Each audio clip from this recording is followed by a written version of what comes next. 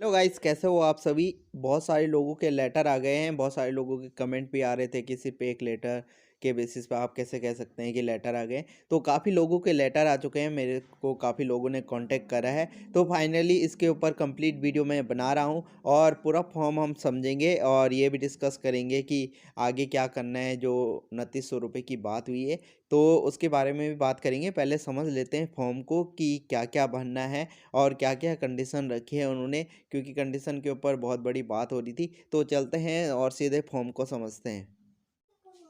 तो फाइनली आप यहाँ पर देख सकते हैं, यहाँ पर ये लेटर है जो आया हुआ है और ये जो स्टाम्प पेपर है जिसको आपको भर के देना है। यहाँ पर इसकी फ़ोटो आप देख सकते हैं और यहाँ पर जो ये फॉर्म है जो फिलअप करना है आपको पूरा, कि आपका नाम क्या है, आपका एड्रेस क्या है। यहाँ पर जो 2900 रुपये वाली बात रखी गई है उसको भी हम समझेंगे अच्छे से। यहाँ पर पूरी बात समझेंगे, बहुत सारे लोगों ने लेटर सेंड करे हैं। तो अब इसको समझते हैं डिटेल से। तो गाइस यहाँ पर आप देख सकते हैं, सबसे पहले ये एफिडेविट है और यहाँ पर सबसे पहले आपको प्रमाणित करना है कि आपका जो राज्य है उसमें आपके खिलाफ कोई भी आपराधिक या गैर कानूनी जो मामला है वो नहीं होना चाहिए। और जो आपको यहाँ पर डेट ऑफ बर्थ डालनी है वो आपको 10th की डालनी है। जो भी आपकी जो सर्टिफिकेट में लगभग से एक होनी चाहिए, बिल्कुल करेक्ट होनी चाहिए।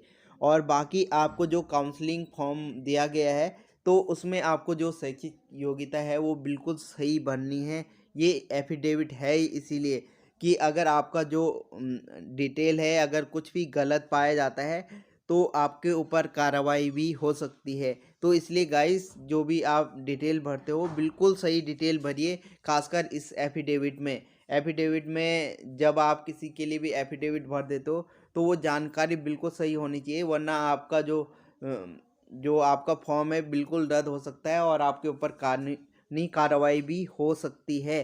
तो ये था एफिडेविट। और आगे हम समझते हैं यहाँ पर जो लेटर हमें भेजा गया था जिस पे लिखा गया है कि 2900 रुपये। तो इसको भी डिटेल से हम पढ़ते हैं यहाँ पर। तो यहाँ पर इन्होंने कहा है कि जो आपका सिलेक्शन हुआ है उसके लिए आपको बहुत बहुत बधाई। और हम आपको सलाह देते हैं कि जो भी आपके प्रमाण पत्र हैं उसका सत्यापन खुद करें, जो एफिडेविट बनना है उसके ज़रिए। और यहाँ पर जो भी आप डॉक्यूमेंट्स भरेंगे वो बिल्कुल सही भरें और इसको आपको स्पीड पोस्ट द्वारा उनको भेजना है, क्योंकि ये 28 दिन में जाने वाला है। जैसे कि आपने बाहर डेट देखी होगी उस पे थी 26, तो लगभग से 10 या 15 दिन का आपको टाइम लग रहा है। तो आपको जल्द से जल्द इसको भरना है। अगर आप इस फॉर्म को भर रहे हैं तो इसको जल्द से जल्द आपको घर में फिलअप करना है। आपको ये नहीं कि 20 तारीख को भेजे, क्योंकि आपको 28 दिन के अंतर्गत भेजना है। अगर आपको इस पे विश्वास है तो आपको जल्द से जल्द ये भरना होगा। और तो यहाँ पर जो आपका जो ये प्रमाण पत्र है वेरिफिकेशन होते ही आपका सत्यापन हो जाएगा और उसके बाद आपको ज्वाइनिंग लेटर और ट्रेनिंग के लिए बुलाया जाएगा। और जो आपका मासिक वेतन है वो 18,000 रहेगा, ठीक है। यहाँ पर जो आपका वेतन रहने वाला है वो 18,000 रहने वाला है। और जो अन्य भत्ते हैं वो भी आपको दिए जाएंगे। इसमें बहुत सारे सवाल थे लेकिन फाइनली इन्होंने कहा है कि जो अन्य भत्ते हैं जो अन्य संगठन देते हैं वो भी आपको ये देंगे। और अगला पॉइंट है बहुत ज़्यादा इम्पोर्टेंट, जिसकी वजह से आप सभी के मन में बहुत बड़ा डाउट है।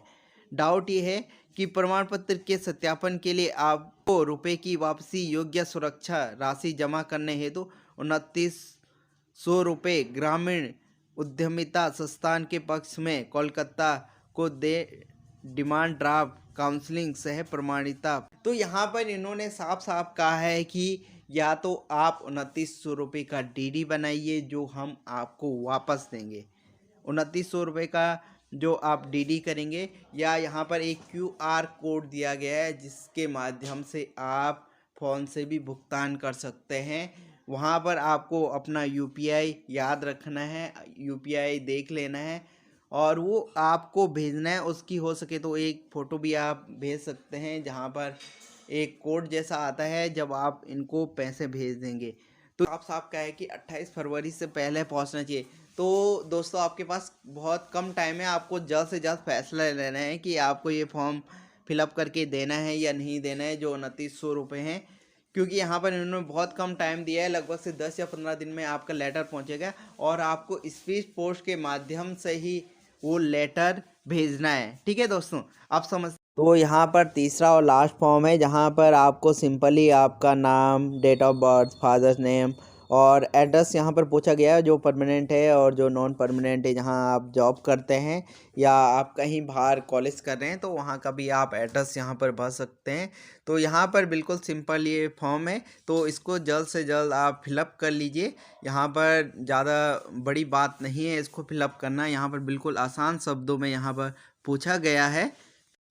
तो यहाँ पर हम जैसे नीचे आते हैं तो यहाँ में आपको यहाँ पर डिटेल भरनी है, और जो आपका जो 10वां नंबर है उस पर आपको, तो यहाँ पर जो आपका 10वां नंबर है यहाँ पर आपको बैंक की डिटेल भरनी है। अगर आपने डीडी बनाया है तो यहाँ पर आप 10वां नंबर पे आप यहाँ पर बैंक की डिटेल भर सकते हैं, और अगर आपने ट्रांसफ़र करे हैं उनके क्यूआर कोड में तो यहाँ पर ट्रांसफ़र आईडी आपको भेजनी है और डेट भेजनी है, और अमाउंट आपने कितना पे करा है, पे तो आपको फिक्स ही करना है, फिर भी आपको यहाँ पर लिखना है वो 2900 रुपये।